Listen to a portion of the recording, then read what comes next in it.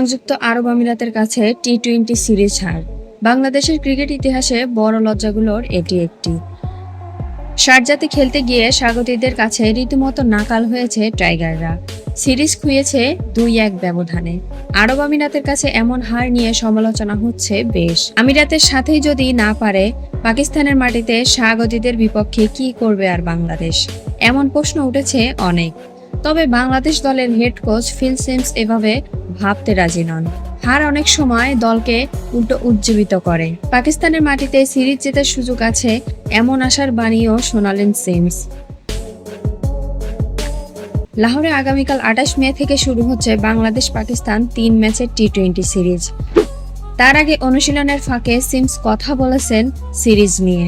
আরব আমিরাতের কাছে হারের প্রসঙ্গে আসতেই সিমস উঠে বলেন, আরব আমিরাতের কাছে সিরিজ হার কঠিন ছিল, তবে এটি মাঝে মধ্যে আপনাকে উজ্জীবিত করতে পারে।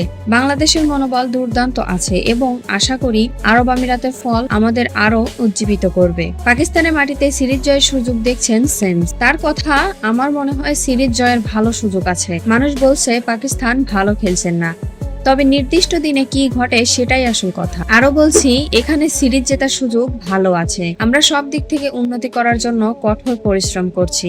আশা করি এই সিরিজে ভালো করব।